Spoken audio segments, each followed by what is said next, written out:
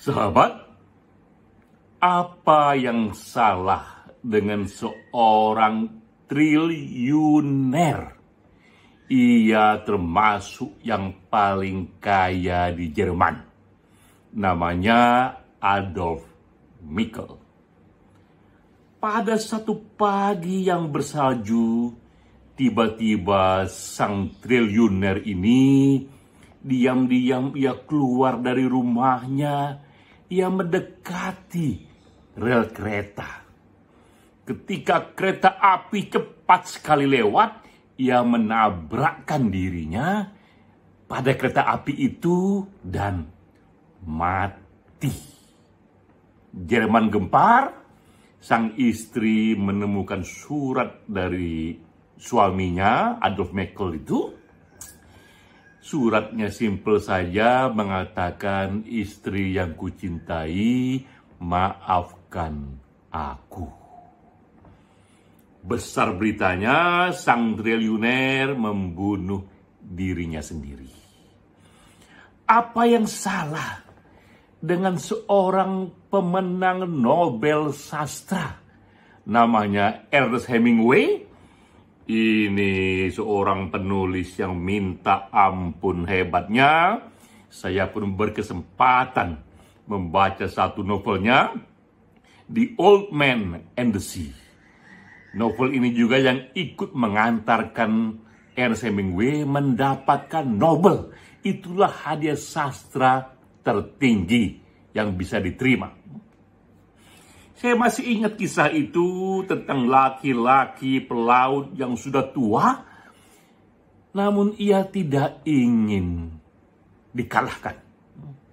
Ia tahu para koleganya sudah mengatakan, teman, kau sudah terlalu tua untuk ini, karena itulah kau gagal menangkap banyak ikan, tenagamu sudah kurang, fokusmu, energimu tak lagi seperti dulu, karena itu pensiunlah. Namun sang nelayan tua ini mengatakan pada dirinya, manusia boleh gagal, tapi manusia tak boleh dikalahkan.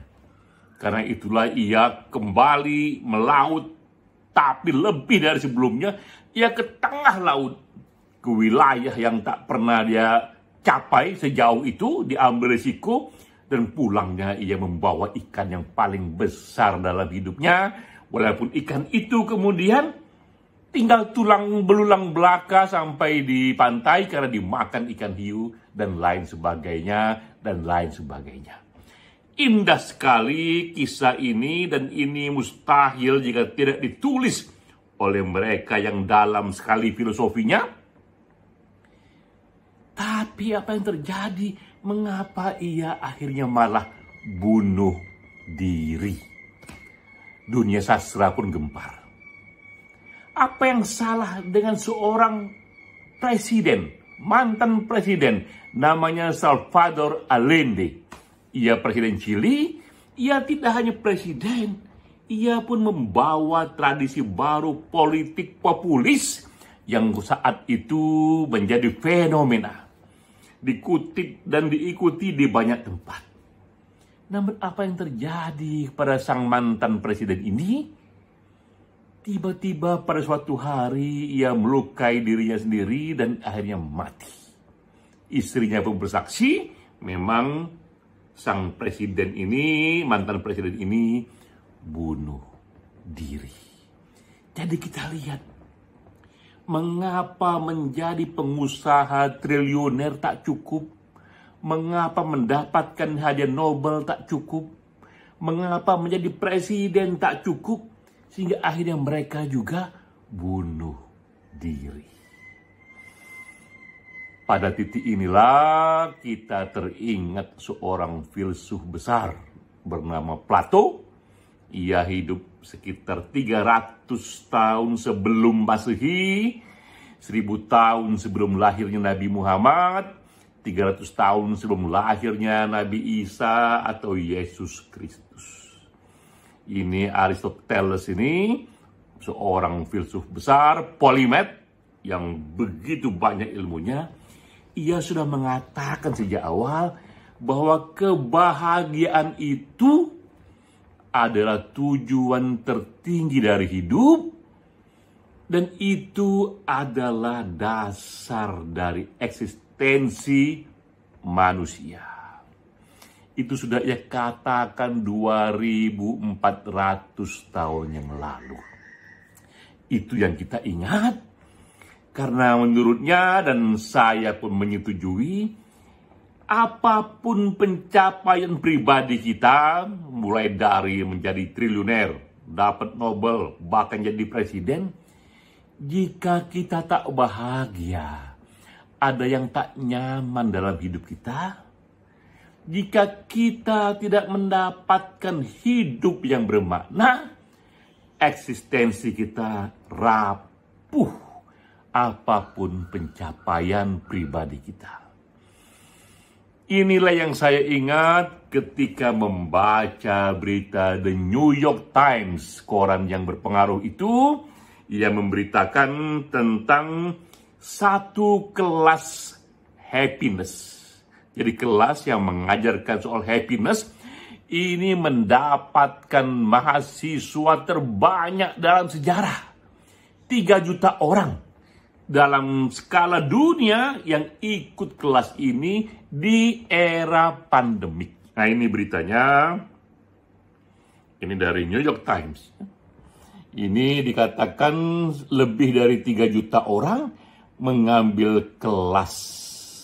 Apa yang kira-kira diajarkan di sana, kita tahu ini kelas tentang happiness dan well-being, diajarkan oleh Laurie Santos, ya, happiness and well-being. Laurie Santos mengajarkannya di University of Yale, dan banyak sekali berita yang mempublikasi ini, ya, bahwa kelas happiness ini telah mencapai enrollment atau jumlah orang yang mendaftar yang dikatakan terbanyak dalam sejarah University of Yale yang sudah 300 tahun itu. Belum pernah sebanyak ini, apalagi sekarang ketika online itu 3 juta lebih orang di seluruh dunia yang ikut kelas ini. Mengapa happiness? Mengapa well-being begitu diburu? Mengapa Laurie Santos, sang pengajar ini, kemudian menjadi pusat perhatian? Saya mulai dulu dengan menceritakan sang pengajar, Laurie Santos. Ia lahir tahun 75, sekarang ini berusia sekitar kurang dari 50 tahun, ya, berarti 75 2021 itu 47 tahun usianya, ya, dan ia tamat dari PhD Harvard University bidang psikologi. Pun ia mempelajari juga neuroscience. Di tahun 2007, itu berarti 14 tahun yang lalu, ia sudah mendapatkan predikat The Brilliant 10, 10 ilmuwan muda yang brilliant dari majalah Popular Science. Bahkan Times Magazine di tahun 2013, berarti 8 tahun yang lalu, juga sudah memilih si Laurie Santos ini sebagai the leading campus celebrity. Jadi ia pun menjadi selebriti kampus. Tak hanya TV yang punya selebriti, kampus pun juga punya selebriti. Dan ia sejak awal sudah memecahkan rekor di Yale bahwa di kelas happiness and well-being yang ia buat itu minimal 25% mahasiswa baru mendaftarkan diri pada kelasnya. Tak pernah terjadi dalam sejarah Yale itu sebanyak 25% dari mahasiswa Yale yang mendaftarkan diri untuk ikut kelasnya. Saya coba explore Laurie Santos ini, saya juga tonton kuliah-kuliahnya, saya lihat juga video-videonya. Yang menarik, ia menceritakan awal mula ia membuat kelas ini. Ia sudah mengajar di Yale di tahun 2021 ini, sudah mengajar selama 15 tahun sebagai profesor, dan juga sekarang ia dipercaya mengepalai satu divisi di sana. Ia katakan, betapa senang hatiku di awal sekali ini ketika diterima mengajar di Yale, karena Yale bagaimanapun satu dari 10 universitas terbaik di dunia, tak hanya di Amerika tapi di dunia, yang dipilih lagi bertahun-tahun bertahan di sana. Betapa bangganya ia terpilih menjadi dosen yang mengajar di universitas yang prestisius ini. Ketika awal sekali datang, ia membayangkan akan betapa bahagianya para mahasiswa di sana, karena ia lihat sendiri lingkungan universitas ini betapa indahnya. Itu pohon-pohon tegak berdiri dan banyak taman-taman di sana. Juga tempat-tempat kafe, tempat mahasiswa menghabiskan waktu, asramanya begitu bagus. Kelas pun tertata begitu indahnya karena direvisi lagi dan lagi oleh para ahli. Ia pun menghabiskan banyak sekali waktu, tidak hanya mengajar, namun juga mendengar sendiri bagaimana kehidupan mahasiswa. Maka ia katakan, saya lebih banyak jumpa mahasiswa saya di kafe ketimbang di kelas, ya, karena saya ingin hidup bersama mereka. Yang ia kaget ketika ia membaca hasil riset dan kemudian ia aminkan hasil riset itu, bahwa yang ia dapati kondisi psikologis mahasiswa di sana bukanlah mereka yang begitu berbahagia, antusias, yang hidupnya minta ampun, riang gemirang, tersenyum bahagia. Namun dari survei yang dilakukan, tidak hanya di Yale ternyata, tapi juga di banyak sekali universitas elit di Amerika, 60% mahasiswanya hidup dalam kondisi yang stres, depresi. Mereka merasa hidup sebagai mahasiswa di universitas elit ini tertekan hati mereka.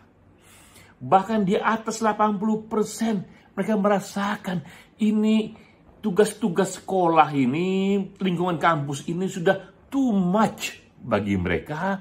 Tak lagi mereka bisa menikmati waktu-waktu senggang pribadi yang selama ini mereka nikmati, terutama di masa-masa ketika SMA. Dan juga yang mengejutkan dari survei ini, bahkan 12% dari mahasiswa menyatakan mereka terpikir bunuh diri. Begitu kagetnya Loris Santos. Apa yang terjadi pada mereka ini, kaum cerdik pandai ini, karena mereka yang diterima di Yale ini pastilah sudah melalui saringan yang ketat sekali.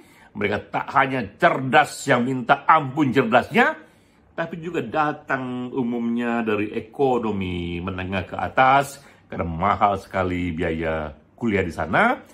Apakah gerangan yang terjadi ini manusia yang datang dari kelas menengah atas dengan kecerdasannya yang tinggi, kok malah tertekan hidupnya?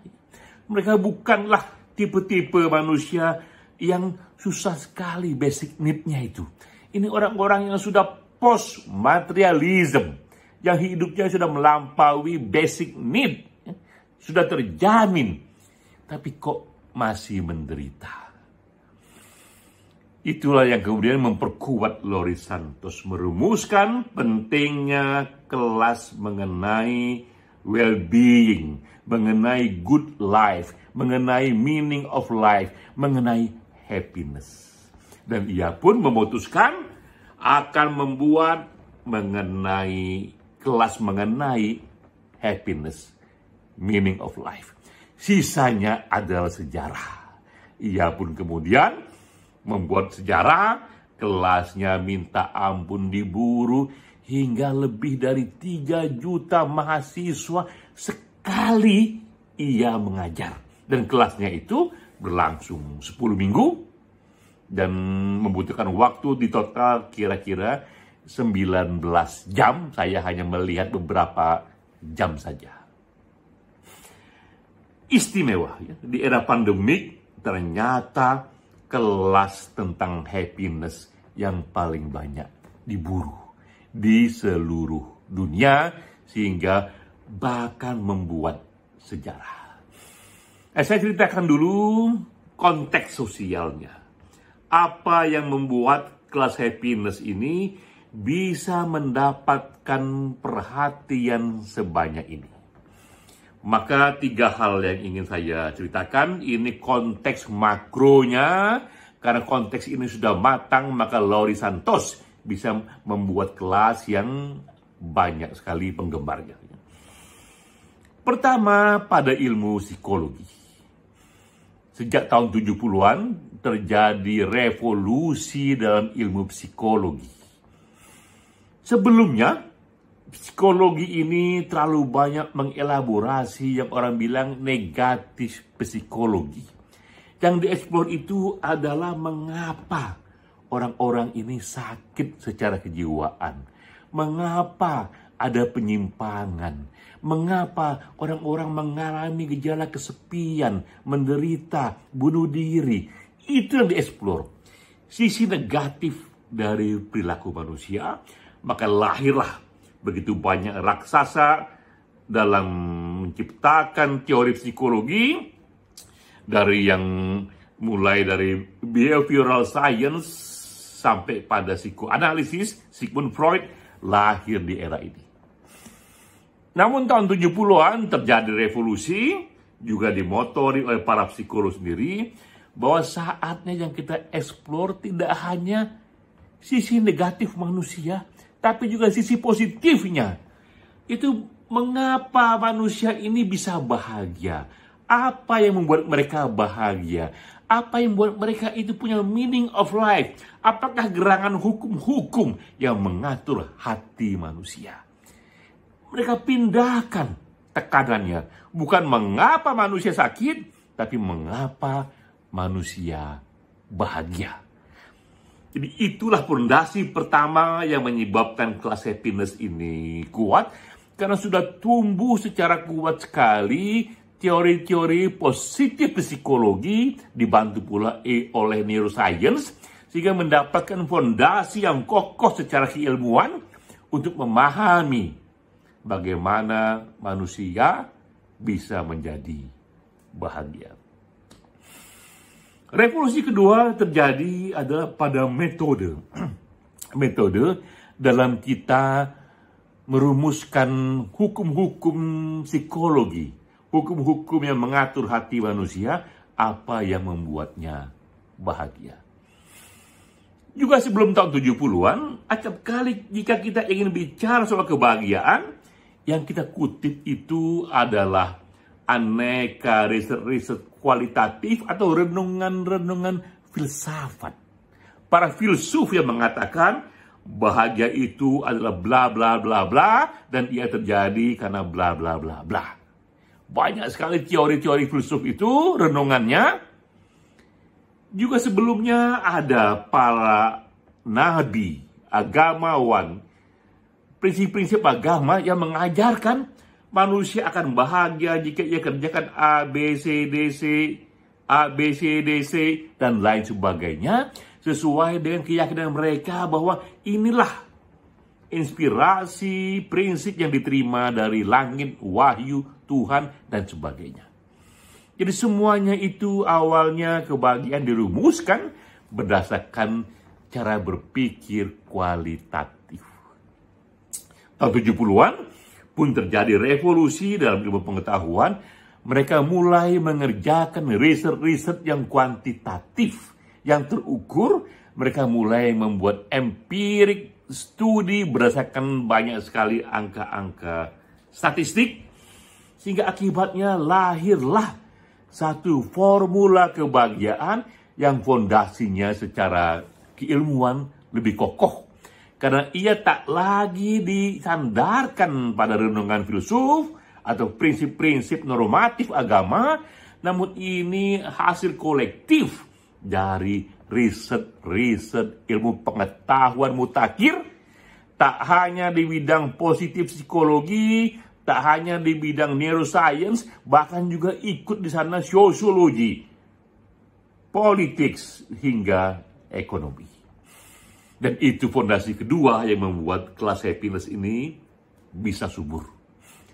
Fondasi ketiga pun diketahui bahwa happiness ini tidak hanya perkara individual, orang per orang belaka, ini juga perkara society, masyarakat, komunitas. Tak kurang, PBB sendiri yang akhirnya mengubah cara mengukur kemajuan sebuah negara. Semua negara sekarang diatur, setiap negara diatur, diukur maju tidaknya tidak lagi sekedar angka-angka ekonomi. Bahkan juga tidak lagi sekedar dari level pendidikan, usia pendidikan yang dianjurkan di negara itu, juga tidak lagi hanya dari tingkat kesehatan warga negaranya, dan kita tahu ekonomi, pendidikan, kesehatan itu sangat penting sekali. Tapi PBB pun berkesimpulan, ini lembaga internasional, penting juga kita menghitung kebahagiaan warga negara. Karena itulah dirumuskanlah itu World Happiness Index. Sudah lebih dari 3 tahun, indeks inilah yang dikerjakan, yang diterapkan oleh PBB untuk mengukur kemajuan di 197 negara di dunia. Jadi kita lihat sudah ada 3 fondasi yang membuat ilmu happiness ini kokoh, mulai dari revolusi di psikologi, revolusi pada metode untuk memformulasikan itu happiness, dan ketiga sendiri adalah dukungan PBB yang menyatakan bahwa happiness itu bahkan untuk kemajuan negara sangat pentingnya. Jadi sahabat, itulah background mengapa penting bagi kita untuk pula mengeksplor bagaimana hidup berbahagia itu. Karena itulah fondasinya. Capailah dulu rasa bahagia itu, capailah dulu meaning of life itu, maka marilah kita jika menjadi sastrawan, tapi sastrawan yang berbahagia, jika menjadi ilmuwan, ilmuwan yang berbahagia, menjadi pengusaha, pengusaha yang berbahagia, bahkan mau menjadi politisi pun, politisi yang berbahagia. Karena bahagia itulah dasar dari eksistensi manusia. Sudah banyak sekali buku-buku yang ditulis soal ini. Saya pun membuat buku 4 tahun yang lalu. Judulnya adalah Bahagia Itu Mudah dan Ilmiah. Ini semacam satu akumulasi dari riset 30 tahun di dunia positif psikologi dan neuroscience. Dan saya rumuskan dalam teori saya sendiri formula untuk bahagia itu, 3P plus 2S, yaitu pentingnya personal relationship, pentingnya positivity, pentingnya passion, dan 2S itu pentingnya small winning, dan pentingnya spiritual blue diamond. Saya tuliskan itu dalam buku saya, Bahagia Itu Mudah dan Ilmiah, dan banyak sekali pula saya kutip di sana aneka renungan-renungan dari Jalaluddin Rumi. Sahabat, ini video saya yang ke-9 di hari ke-9 Working From Home Jilid 2, tanggal 3 Juli hingga 20 Juli 2021. Saya Denny JA, ini sengaja direkam hanya dengan handphone sederhana saja, hanya untuk kita sharing pengalaman bahwa dengan badan terkurung di rumah pun hanya punya 1 handphone, tapi kita sudah bisa ikut merekam kerja-kerja kreatif kita untuk kembali kita publikasi, kita sharing kepada publik luas. Salam.